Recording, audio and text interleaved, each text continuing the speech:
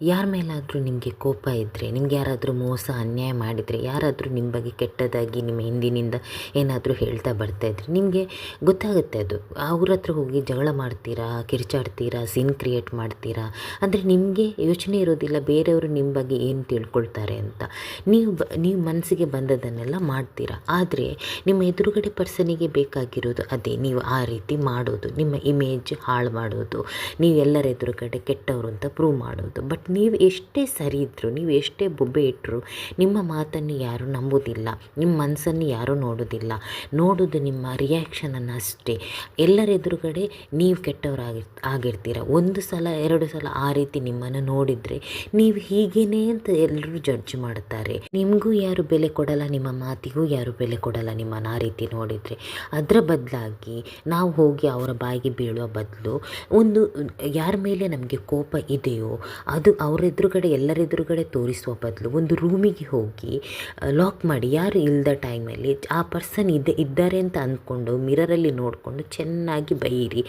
ಏನು ಬೇಕಾದರೂ ಮನಸ್ಸಲ್ಲಿದ್ದದ್ದು ಕೋಪ ಅದಿದೆ ಎಲ್ಲ ಹೊರಗೆ ಹಾಕ್ಬಿಡಿ. ನೆಕ್ಸ್ಟ್ ಇನ್ನೊಂದು ಸೊಲ್ಯೂಷನ್ ಅದಲ್ಲ ಅಂದರೆ ಟೆಡಿ ಬೇರ್ ಇದ್ದರೆ ತಗೊಂಡು ಚೆನ್ನಾಗಿ ಹೊಡೀರಿ, ಉದಿರಿ, ಏನು ಮನಸ್ಸಲ್ಲಿ ಬರುತ್ತೋ ಅದನ್ನು ಮಾಡಿ ನಿಮ್ಮ ಕೋಪ ಸ್ವಲ್ಪ ಕಡಿಮೆ ಆಗುತ್ತೆ. ನೆಕ್ಸ್ಟ್ ಇನ್ನೊಂದು ಸೊಲ್ಯೂಷನ್, 3 ಸೊಲ್ಯೂಷನ್ ಹೇಳ್ತೇನೆ.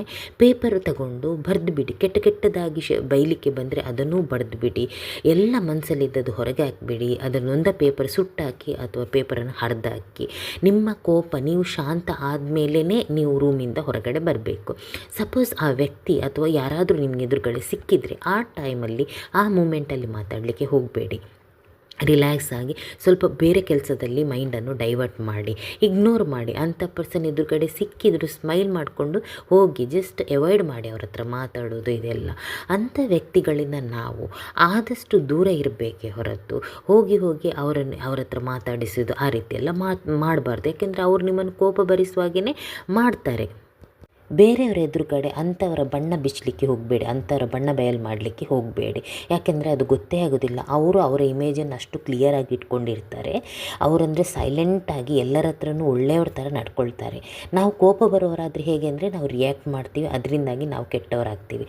ಅದರ ಬದಲಿಗೆ ನಾನು ಹೇಳಿದ ಈ ಸಿಂಪಲ್ 3 ಸೊಲ್ಯೂಷನನ್ನು ಟ್ರೈ ಮಾಡಿ ನೋಡಿ. ಇದು ಎಲ್ಲದಕ್ಕೂ ವರ್ಕ್ ಆಗುತ್ತೆ. ದುಃಖ ಇರುವಾಗ, ಕೋಪ ಇರುವಾಗ, ಮನಸ್ಸಿಗೆ ನೋವಾದಾಗ ಎಲ್ಲದಕ್ಕೂ ಇದು ವರ್ಕ್ ಆಗುತ್ತೆ. ಮನಸ್ಸಿಗೆ ನೋವಾದ ಟೈಮಲ್ಲೂ ಅಷ್ಟೇ ನಾವು ಯಾರ ಹತ್ರ ನಮ್ಮ ಕಷ್ಟ ನೋವು ಹೇಳ್ಕೋಬಾರ್ದು. ಯಾಕೆಂದರೆ ಯಾವಾಗ ಯಾರು ತಿರುಗಿ ಬೀಳ್ತಾರೋ ಗೊತ್ತಾಗೋದಿಲ್ಲ. ದುಃಖ ಆದಾಗ ಪೇಪರ್ ತಗೊಂಡು ಬರೀರಿ, ಏನೆಲ್ಲ ಬರಿಬೇಕು, ಹೊರಗೆ ಹಾಕಬೇಕು ಮನಸ್ಸಲ್ಲಿದ್ದದು ಅಂತ ಅನಿಸ್ತದೆಯೋ ಬರೆದು ಬಿಡಿ. ಮನಸ್ಸು ಖಾಲಿ ಆದಾಗ ಒಳ್ಳೆಯ ವಿಚಾರದ ಜೊತೆಗೆ ಸೊಲ್ಯೂಷನ್ ಕೂಡ ಸಿಗ್ತದೆ.